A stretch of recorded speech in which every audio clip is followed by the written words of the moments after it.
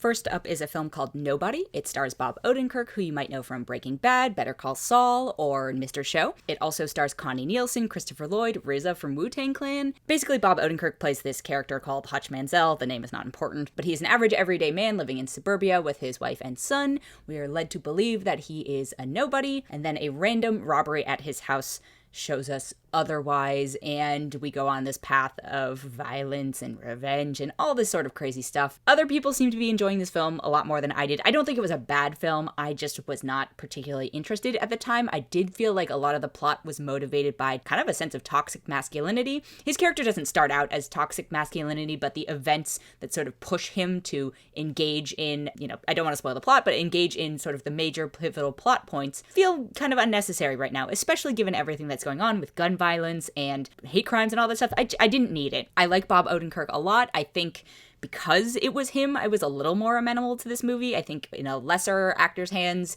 I would not have been. I've heard this film compared to John Wick, which I don't quite, I mean, I guess maybe in terms of violent choreography, sure, but I think John Wick is better. The other big challenge to me is a lot of it just felt super convenient.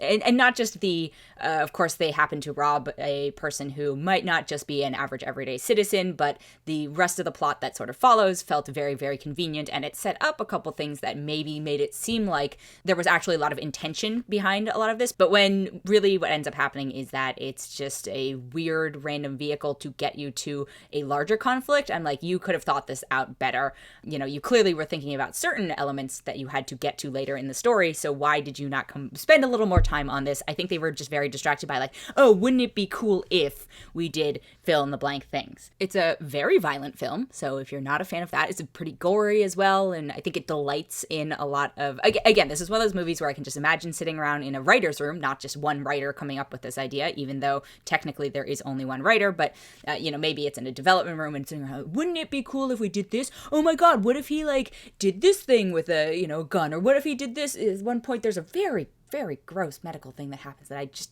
didn't find it necessary. And I also watched this before the shooting in Colorado happened, at the Atlanta spa shooting. I already was tired of it by then. I cannot imagine watching this now. Also, this film is technically playing in theaters, and I know some theaters are opening.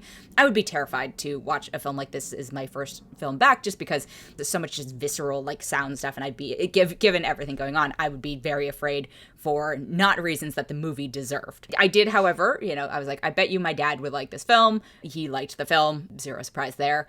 So I don't want to discourage people from watching it, because I do think if you need entertainment right now, it's not a terrible film. I just don't think there's a lot of substance to it.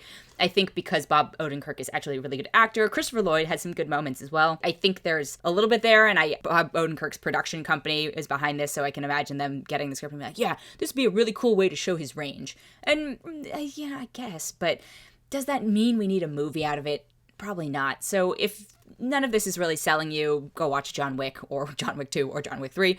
If you're like, yeah, I really like Better Call Saul, and I like Bob Odenkirk, and I could do with some senseless violence as a distraction, sure, go ahead and watch this film. But I personally am only going to give it 2.8 out of 5. And then the other film I have this week, total opposite end of the spectrum. It is called The Father. It stars Anthony Hopkins and Olivia Colman, Mark Gatiss, Imogen Poots, Rufus Sewell, Olivia Williams.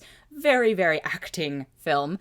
It's a very good film. I have to give it that. It's so Oscar bait. I think people may have been surprised that it was nominated for a bunch of Oscars, in that there wasn't a huge campaign around it. I think they were smart. They realized we don't have to do a huge campaign around this because, one, it's not the strongest year competitively, and two, it's such an awards film, right? And you have Anthony Hopkins in it, and he's very good in it. He plays the father in question, and he's, basically Olivia Colman plays his daughter, and Anthony Hopkins is suffering from dementia, and so it's just sort of an unraveling. There's some interesting story devices used in it. At times felt a little gimmicky and sort of taking advantage of maybe objective storytelling, and I got what they were doing, but I don't know if I was annoyed by it. But at the end of the day, it was technically effective, so I guess credit there.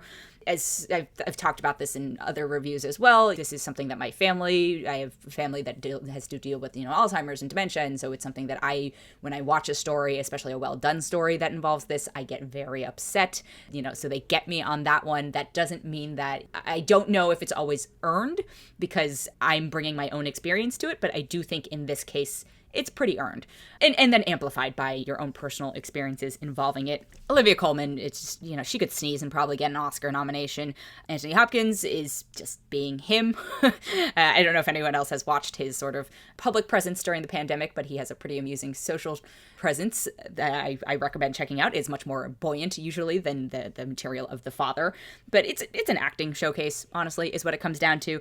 I think at the end I was like, this is a film with nearly no character arc for a lot of these characters. The sort of main things get resolved very early, and yet usually that is a deal breaker for me, and yet it was still very watchable. And I think that, again, speaks to the performances, a little bit to the structure, but yeah, overall, you know, I think if you are emotionally capable of handling it this week, because much like Nobody, you know, you should know going into it what state of mind you are in and whether or not you can handle that. But I do think this is absolutely worth checking out. I would be a little surprised, but also not surprised if they snuck in some Oscar wins out of this, just because of the way the Academy votes and blah, blah, blah. And not that they wouldn't deserve them. I do think there are other folks in these categories who are newer to the field and also gave just utterly spectacular performances. These are really great performances. They are not sort of career making, in part because these people are so talented, have already had the chance to shine in that way. Anyway, check out The Father. It's on video on demand. It's also in limited theaters, but I think it's worth checking out. I'm going to give this 4 out of 5.